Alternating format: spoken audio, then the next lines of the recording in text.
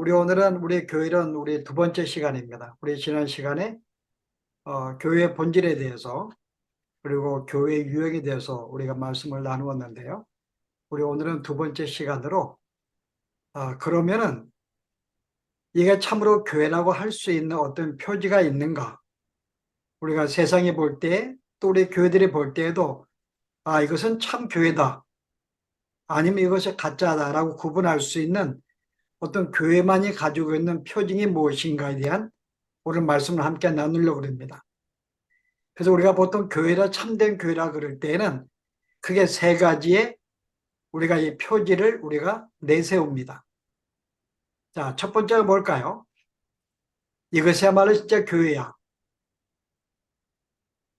우리가 많은 그룹과 있고 어떤 많은 우리가 종교들과 단체들이 있는데 우리가 무엇을 가지고 이는 참 하나님의 교회구나 라고 우리가 말할 수 있을까요? 첫 번째 우리 표지, 그게 바로 하나님 말씀의 전파입니다.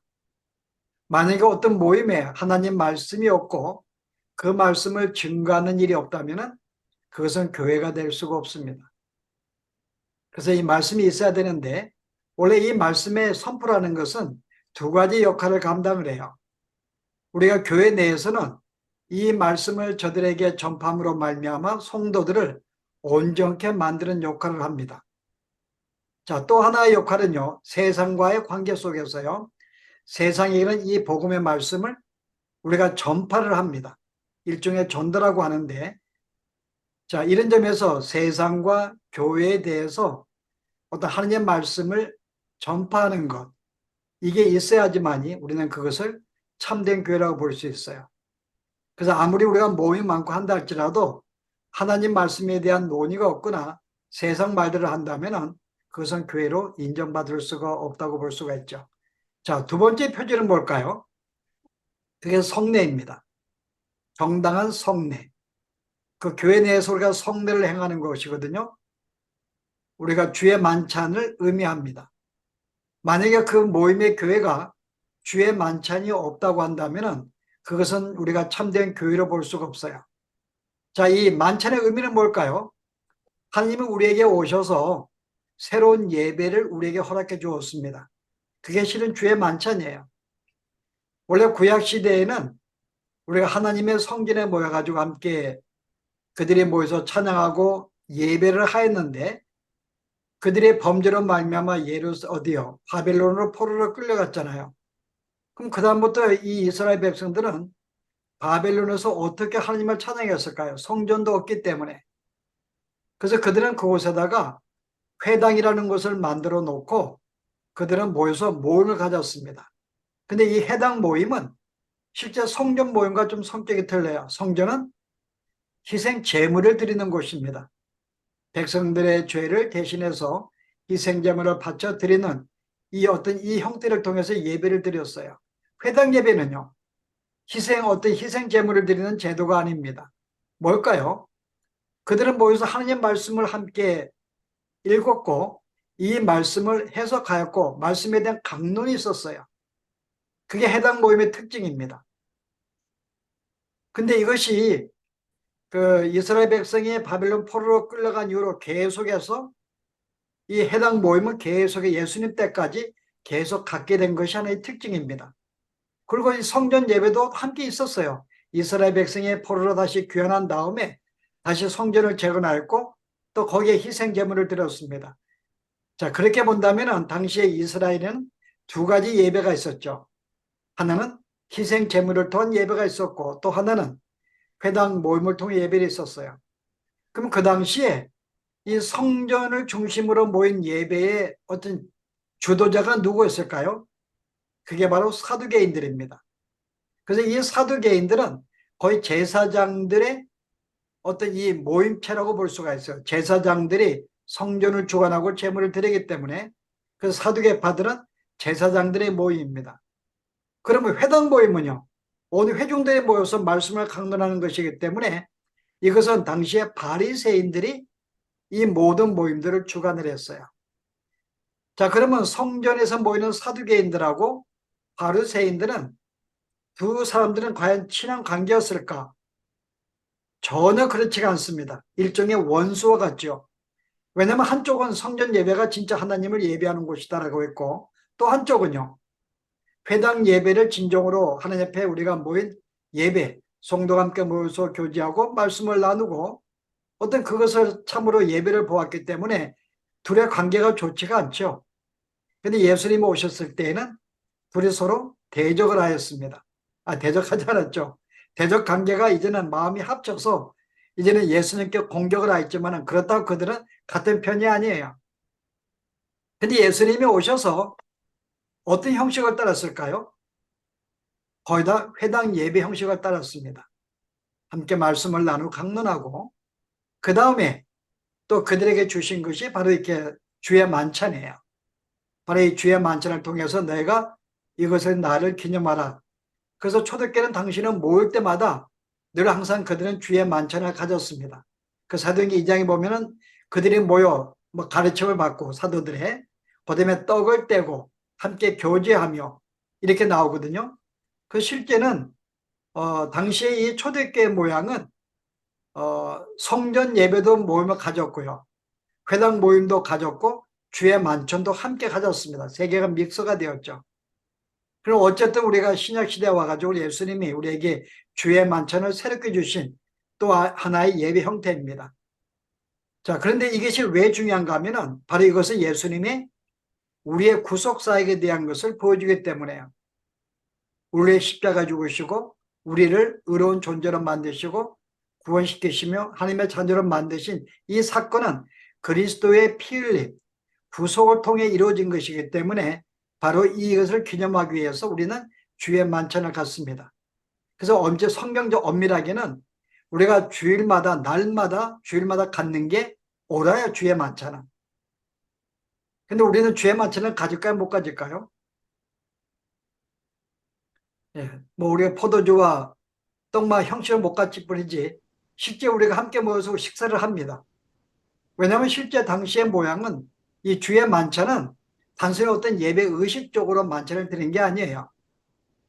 그들은 함께 식사하는 중에서 그들은 자기들이 마시는 음료수, 포도주를 가지고 예수님 피라고 상징하였고 또 그들의 나누는 떡을 가지고 예수님 몸으로 비유하면서 음식을 먹으면서 거기 있는 재료를 통하여 예수님의 살과 피를 기념하는 그런 순서를 가졌기 때문에 그런 점에서 일종의 그들이 가진 만찬 자체가 주의 만찬이라고 볼 수 있습니다.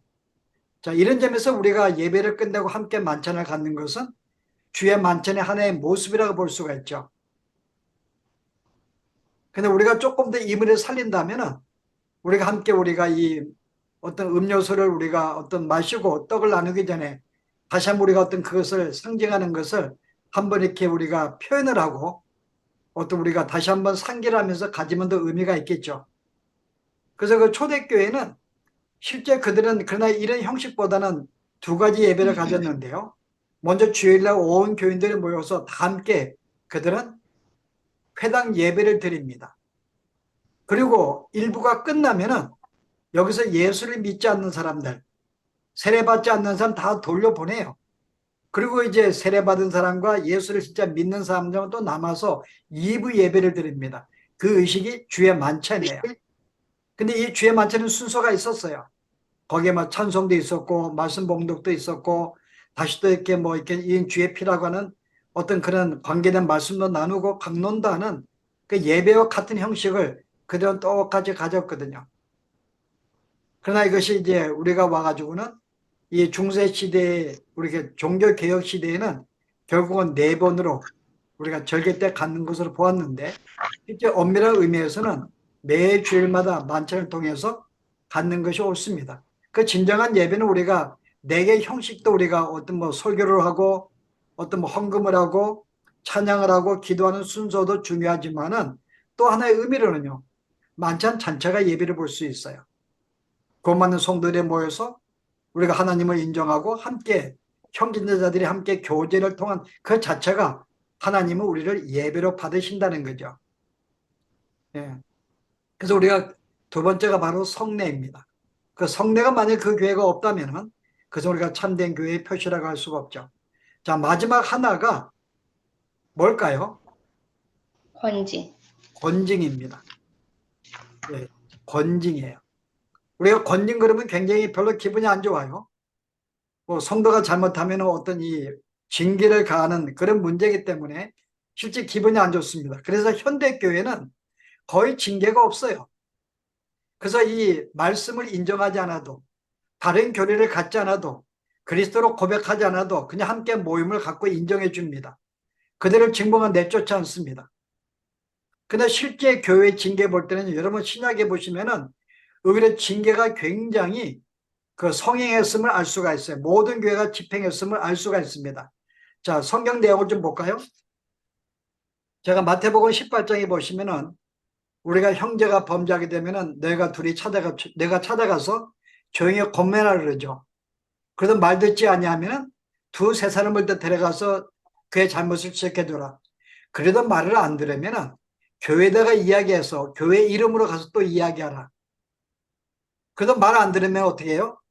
그들을 교회에서 이방인같이 여기라고 이야기합니다. 식구로 받지 말라는 거죠. 그 다음에 여러분이 고린도전서 5장 13절을 읽어보면요. 이 5장 전체는 바로 권징에 대한 내용이에요.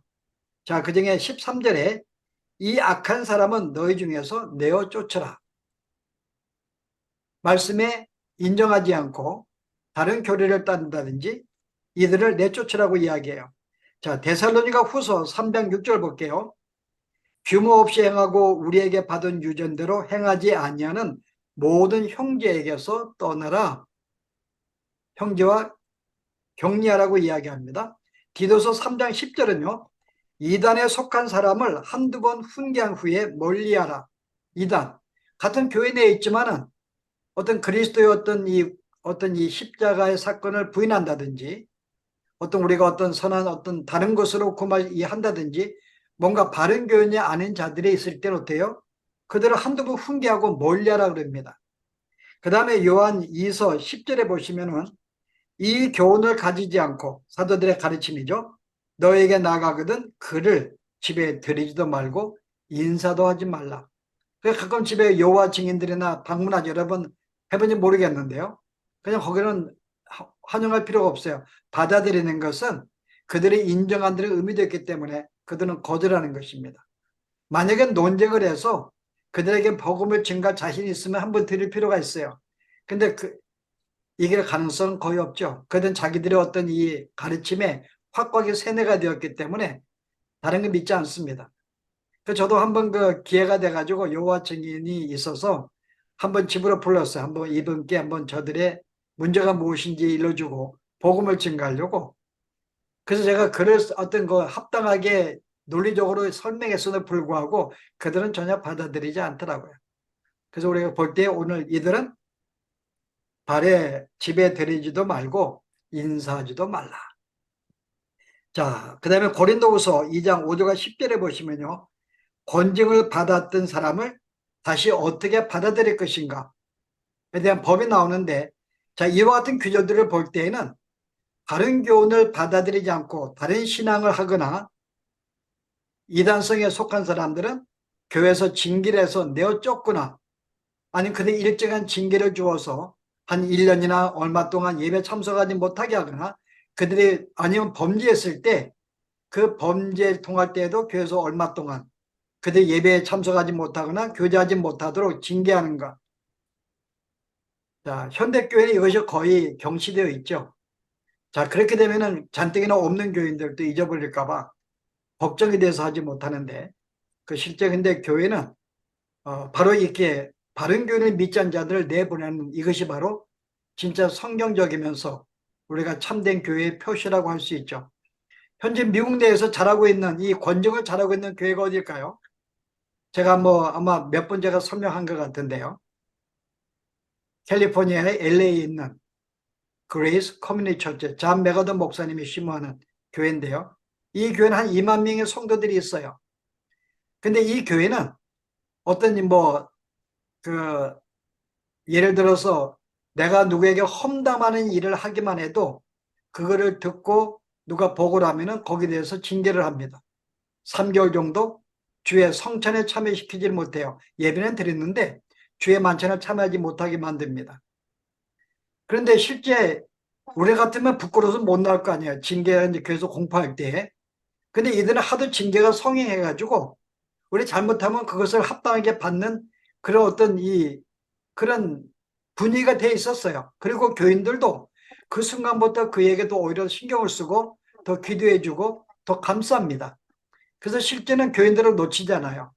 그 제가 볼 때 가장 그래도 현대의 미국 내에서 이 권징이 가장 서행되는 것이 그레이스 커뮤니티 처치라 볼 수 있는데 바로 우리도 그렇게 할 수 있는 그건 있어야 됩니다. 그래서 교회가 어떤 사람의 일꾼들이 어떤 바른 교훈을 우리가 인정하지 않고 계속 이단성에 가르칠 때는 우리가 훈계를 하고 그렇지 않으면 그들을 우리가 이렇게 어느 정도 우리가 어떤 우리의 모임에서 제거하는 우리가 이런 것을 가져야 한다는 거예요. 그래서 우리가 초대교회 아니 중세시대 이후에 교회 역사를 보면은 교회가 부흥할 때 보면은 교회가 징계가 가장 좋았던 시절입니다. 여러분 그 종교개혁 이후에 가장 이 권증을 잘 실행한 바로 이 교단이 감리교회예요. 특별히 요한 웨슬레가 이 일을 잘했는데요. 요한 웨슬레 우리가 전기를 보면은 이 사람이 오늘 감리교 어느 한 교회 밑에 산하 속한 교회를 방문을 했습니다. 그 교인들이 한 600명이 출석을 했어요. 그 예배가 끝난 다음에 이 요한 웨슬리 목사님이 그들의 한 명 한 명의 신앙을 다 이렇게 점검을 했습니다. 저 예수를 믿고 있는지, 바르게 살고 있는지. 그래서 거기에 합당하지 못한 사람을 추렸는데요. 딱 반이 추려졌어요. 어떻게 했을까요? 반을 교회에서 징계하고 그들을 교인으로 인정하지 않았습니다. 그래서 300명이 떠나게 되었어요.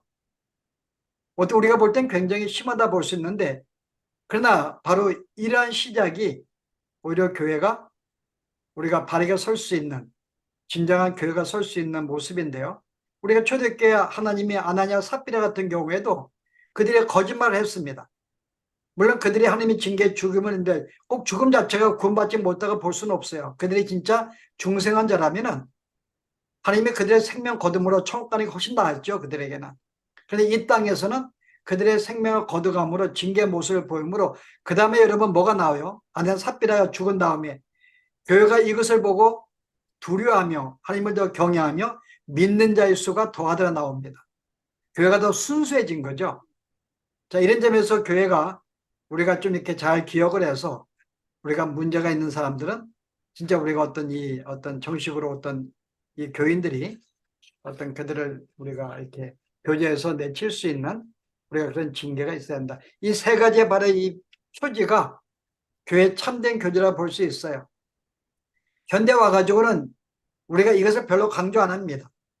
말씀의 전파나 성례라든지 권징이 안 하고요. 교회가 가장 강조하는 게 뭘까요? 이래야지만 이 참된 교회고 거룩한 교회고 좋은 교회라고 생각을 해요. 그게 뭘까요? 열심이 있고 봉사가 있고 희생이 있고 열심히 어떤 활동이 있고 어떤 윤리적으로 바르게 살고 착하게 사는 이런 모임이 있으면 이건 좋은 교회라고 평가합니다. 근데 이것은 교회가 아니더라도 세상 사람들 착하게 살 수가 있고요. 근데 교회에서는 의외로 뭔가 열심히 했어. 헌신적이야. 굉장히 봉사적이고 굉장히 착하게 살아. 이 사람은 법이 살 사람이야. 정직해. 참 선한 사람이야. 그러면 우리가 이 교회는 참 굉장히 건강하고 좋은 교회라고 생각하는데 이것은 교회의 표정이 될 수가 없습니다. 이게 하나의 변질인데요. 우리가 그런 모습이 아니라 바로 앞에 있는 세 가지 이것이 바로 참된 교회의 표지라는 것 우리가 오늘 기억하면 좋겠고요. 자, 이제 우리가 마지막에 하나의 또 주제는 교회의 다스림이에요. 이 교회는 어떻게 누가 하나님의 다스리시죠? 그 하나님이 이 교회를 어떻게 다스려 가시는가 대한 말씀입니다. 우리가 간단하게 보기 원하는데요. 크게 네 가지의 우리가 이 교회들을 네 가지로 구분할 수가 있습니다. 자, 우리가 저번에 한번 나누었던 이 독일 교회와 영국 교회. 자, 어떤 제도예요? 에라스투스 주의의 제도. 에라스투스 이것은 뭐예요? 하나님이 모든 이 권력을 국가에 주었다. 그래서 교회는 국가에 속했기 때문에 바로 국가의 위정자들이 교회를 다스릴 수 있다. 하나님은 그래서 이 국가의 위정자를 통해서 교회를 다스린다고 그들은 믿었어요. 그러면 성직자를 세우거나 벌을 주거나 그래서 출교를 시키는 것은 누가 할까요? 교회가 하지 못하고 국가가 합니다. 위정자들이요. 그래서 이 국가들이 위정자를 임명하고 사례금도 줘요. 그래서 제가 그 독일에 제가 오래전에 기회가 있어가 한 집회를 간 적이 있었는데 거기에 제가 이렇게 이제 이 집회하는 중에 한 목사님을 만나게 되었는데요. 거기에 있는 이 목사들은 내가 정부에 내가 성직자로 등록을 할 수가 있고 안 할 수가 있어요. 등록을 한 순간부터는 나라의 간섭을 받고 나라에서 내가 월급을 받습니다. 사례금을 받아요. 내가 교회에 등록하지 않으면요. 내가 성직자를 할 수 있죠. 그럼 스스로가 어떤 생계를 유지하거나 그거를 인정하는 교회를 통해서 사례를 받고 생계를 유지합니다. 국가와 상관이 없어요. 그래서 모든 선교자가 다 교회 지도를 받는 건 아니에요. 내가 국가라고 하는 것을 인정하지 않는 어떤 교회 모임들, 이들은 다르게 자기들끼리 모여서 국가와 상관없이 선교자를 우리가 세우고 인정하고 교회에서 그런 사람들이 어떤 또 이렇게 어떤 이 생활비도 지급하는 이런 제도도 가지고 있는 거 볼 때 독일에 두 가지가 있는 걸 제가 보고 왔거든요. 그 어쨌든 독일은 전반적으로 영국이나 이 독일은요, 바로 이런 제도를 알고 있고 취합니다. 국가가 교회에 다스린다. 위정자들이. 아마 우리는 그렇게 인정하지 않을 것입니다. 자, 두 번째는요, 감독제도예요. 감독이라는 것은 사도들의 후계들을 보는 거예요.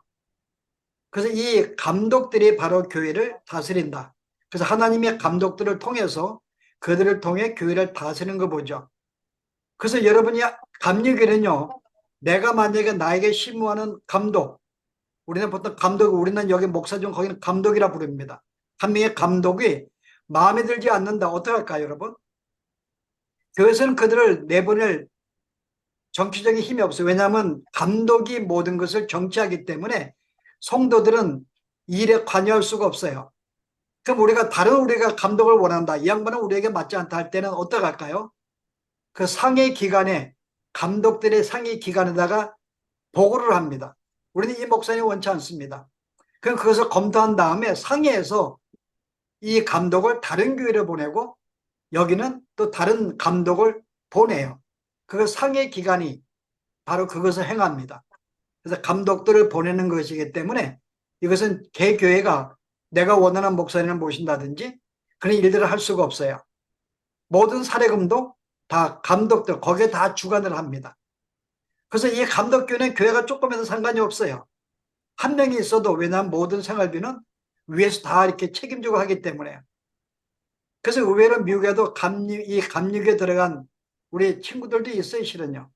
왜냐하면 이들은 되는 순간부터 모든 사례가 제공이 되고 모든 어떤 퇴직금이나 모든 게 제도가 돼서 제가 그 LA에 있는 우리 한 그 감리교 목사님 은퇴하셨는데 제가 알지 못하고 우리 동생이 알고 있는 친한 친구분이더라고요. 그분이 은퇴한 다음에 너무나 어떤 이 혜택들을 보면서 뭐 좀 이렇게 약한 교회를 볼 때는 유혹을 끌만한 그 종종 옮기는 사람들도 있어요. 감리교회로. 그래서 어쨌든 간에 여기는 감독들이 교회를 정치하고 모든 성도들은 여기에 참여하지를 못합니다. 근데 이에 유사한 것이 바로 캐톨릭 제도예요. 캐톨릭은 감독으로 보지 않고 교황으로 봅니다. 사도의 진정 후계자는 교황이다. 그래서 하나님은 교황을 통해서 모든 교회를 다스린다는 거죠. 그래서 교황이 말씀의 어떤 이 교리를 만들 수가 있고 예배의 어떤 모든 규정을 정할 수가 있고 모든 걸 정할 수가 있어요. 교황이요. 국민들은요. 거기 있는 성도들은 정치에 참여하지 못합니다. 모든 걸 교황이 하는데 교황이 혼자서 이 많은 교를 할 수가 없어요.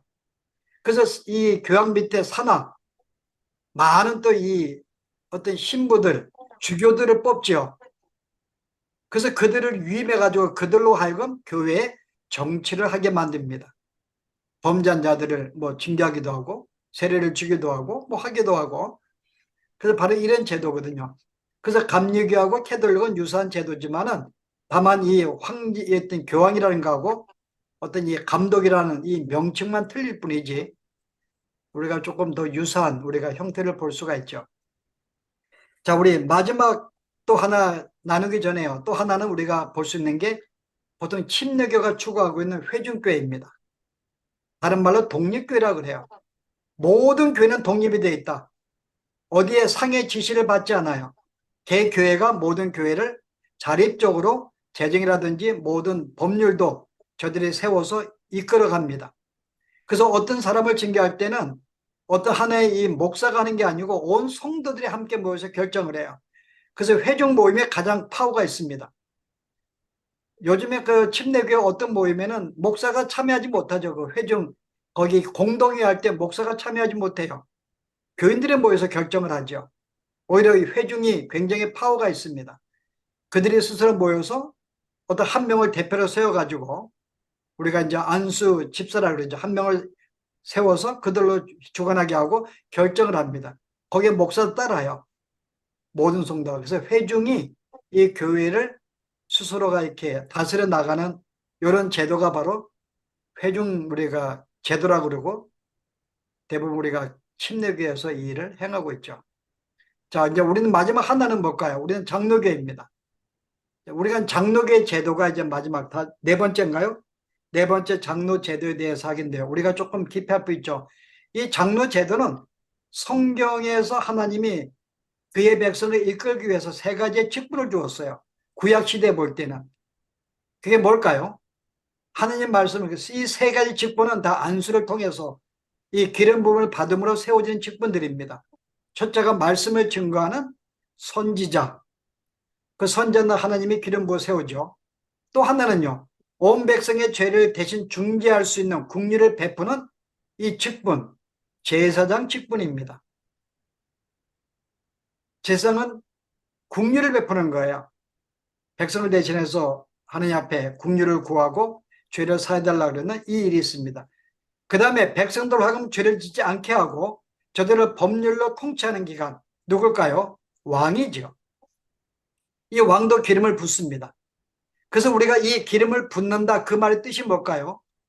이게 신약에는 이게 기름 부음 받는 자 이게 메시아는 뜻입니다. 기름 부음을 받는 자 메시아.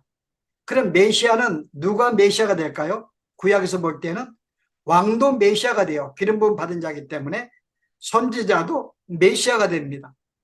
그 다음에 제사장들도 메시아가 돼요. 왜냐하면 새 직분은 다 기름을 부어서 받는 자들이기 때문에.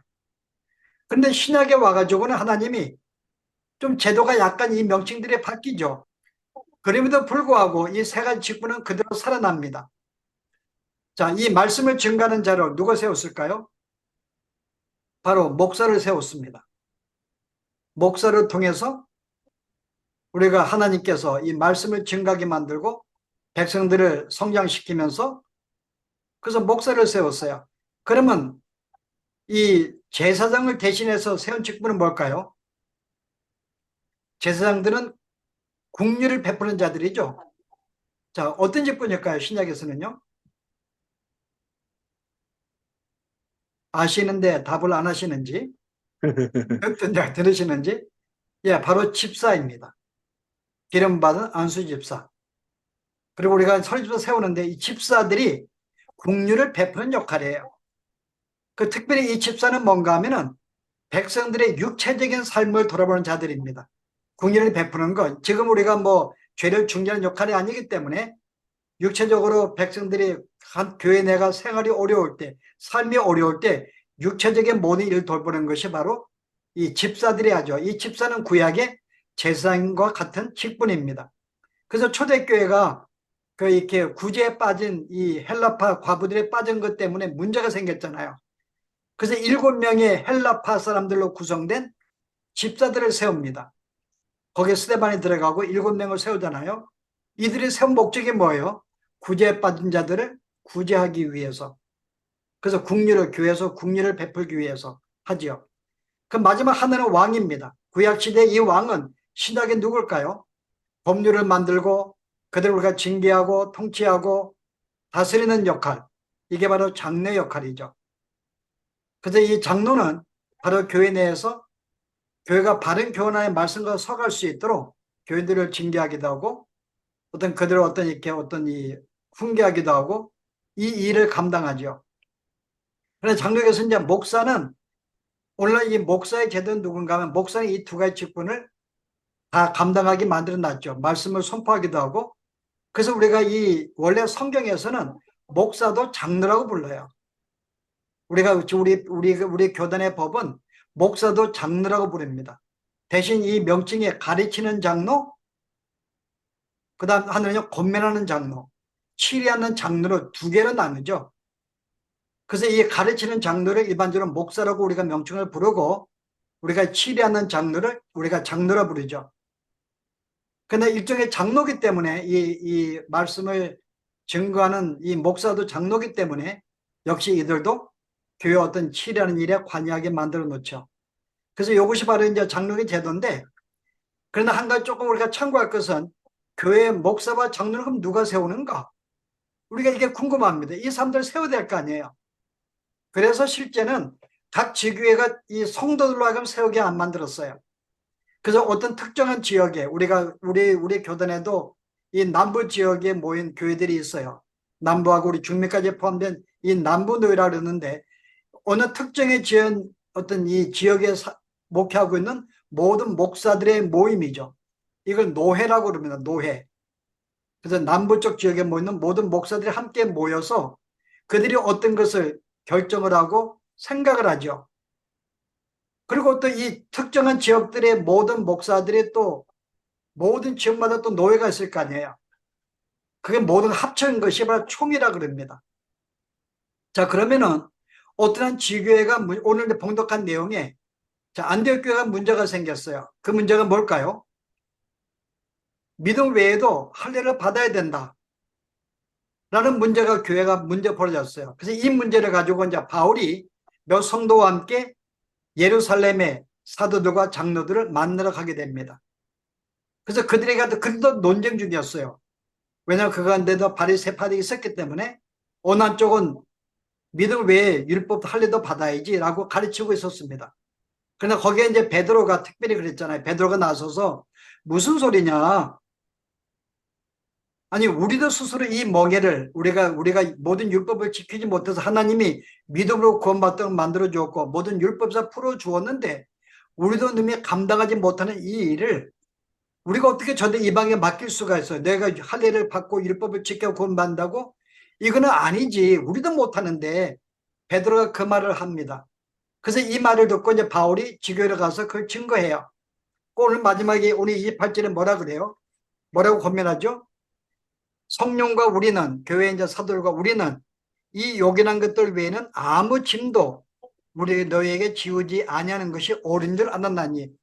우리가 믿음으로 구원받는 것 때문에 할례를 행하거나 뭐 11조를 지키는 이 규정을 지켜야지만이 참된 믿음, 구원이 있다고 말하는 것은 우리가 너에게 말할 수가 없다.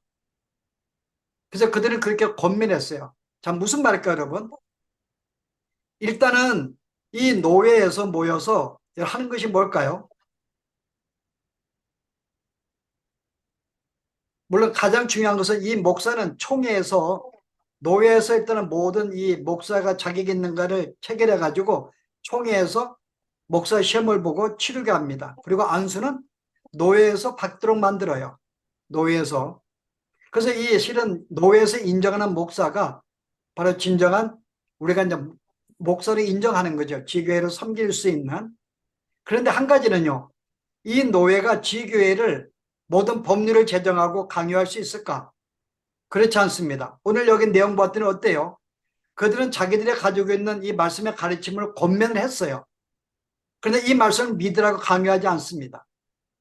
무슨 말인가 하면은 여전히 각 지교회는 지교회로서의 독립권을 가지고 있어요.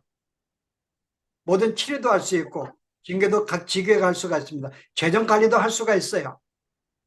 교회도 구할 수가 있고 모든 걸 독립적이지만요, 큰 어떤 아웃라인에서 어떤 위의 상위 기관의 노회라든지 총회에 어떤 우리가 뭔가 우리가 정말 제대로 하고 있는가를 확인받기 위한 하나의 그런 단계로서 그들에게 의뢰할 수가 있고 답을 들을 수가 있어요. 아, 이게 옳은 것이구나. 이게 옳은 것이구나. 근데 지교회가 그걸 받을 수도 있고 안 받을 수가 있습니다. 강요권은 없어요. 그러나 대부분 그들이 어떤 가르친 증거에서 우리에게는 보다 바른 길로 인도할 수 있는, 안내를 줄 수 있는 좋은 기관이라고 볼 수가 있죠. 그런 점에서 어떤 지교회를 보호하고 안전하게 어떤 이 가이드라인, 헤드를 준다는 면에서, 그리고 목사를 성도들이 선정하는 거, 하는 거 세우는 건 아니죠. 노예 주관해서 저들을 진정으로 뽑는 것이 조금 더 안전되기 때문에, 그래서 우리가 교회를, 우리가 목사를 모실 때에는 우리가 속한 노예에다가 보통 의뢰를 하죠. 속한 사람들을 보통 모시기를 청합니다. 그래서 이 장로 제도는 바로 대교회가 어떤 이 목사와 장로와 집사에 대해서 교회를 운영하지만은, 특별하게 우리가 더 이상의 우리가 문제를 만날 때에는 노회나 총회에다 의뢰해서 어떤 그들이 이것이 옳은지를 우리가 하고, 그들이 우리가 어떤 지도 속에서도 교회를 세워나가는 바로 이런 제도, 이게 바로 장로 제도입니다. 그런데 여기에서는 교회는 누가 다스린다고요?